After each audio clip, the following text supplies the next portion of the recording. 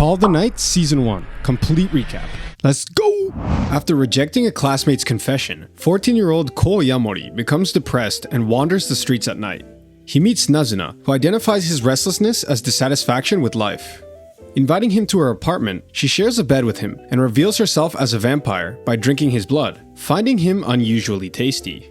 She explains Ko won't turn into a vampire unless he falls in love with a vampire first. Intrigued and seeking purpose, Ko asks to spend more nights with her, aiming to fall in love and become a vampire. Nazuna embarrasses Ko by comparing drinking blood to sex, but he reaffirms his desire to become a vampire, offering her his blood. The next night, Ko feels jealous upon learning she drinks blood from strangers. Attempting to connect, he offers to exchange contacts, but Nazuna shows him her vintage brick phone instead. After she confesses she only wants his blood, Ko lets her drink.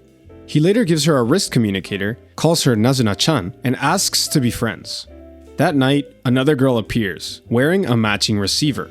Akira tells Ko she waited for him to contact her, but is happy to see him. Ko recalls their friendship. The next day, Nazuna teases him about meeting another girl, which he confirms. He meets Akira, but Nazuna interrupts, teasing them and drinking his blood to show their relationship is physical. Akira suggests Ko return to school with her, but Nazuna leaves upset. Later, after tripping, Ko apologizes for meeting Akira secretly. Nazuna admits she feared losing him, drinks from his mouth wound, and leaves him speechless. After seeing a couple kiss, Ko assumes he loves Nazuna. When she drinks his blood and he doesn't transform, she explains he's confusing love with lust. Both reveal it was their first kiss, and Nazuna thinks kissing is something friends do. The next night, Ko invites Akira to Nazuna's apartment. While gaming, Akira learns of their kiss and warns him against falling for a vampire. Nazuna clarifies Ko doesn't love her yet. Later, Akira promises they'll remain friends, even if he becomes a vampire. Nazuna visits a bathhouse, instructing the clerk to alert her if her wrist receiver beeps. When it does, she rushes out, meeting Ko outside.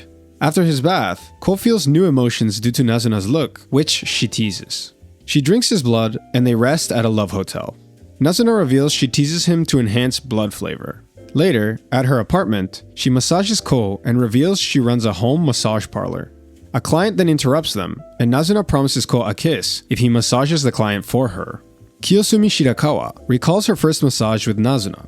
In the present, Ko massages her, and after learning his age, she asks about his motivations. He explains he left school to enjoy his nights. Realizing her own unhappiness at work, Kiyosumi breaks down. Ko stops her from answering her boss's call and has Nazuna simulate a near-death experience to thrill her. Grateful, she encourages his vampire dream, delighted when he promises to turn her too.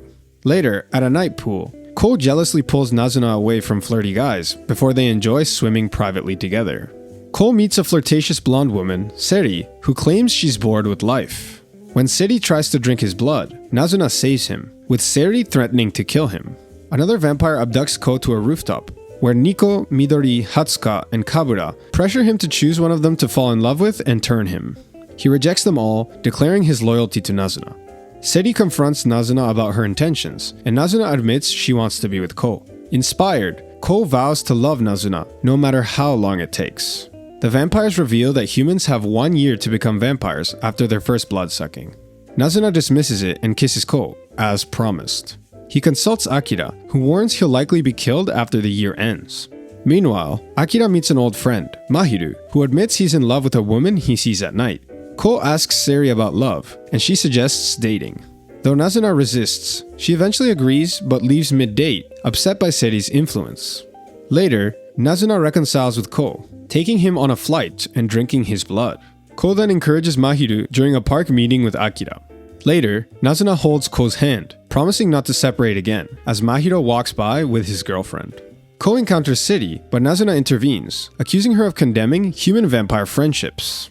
Later, Ko meets Seri again at a karaoke bar, where she shares her cynicism about people.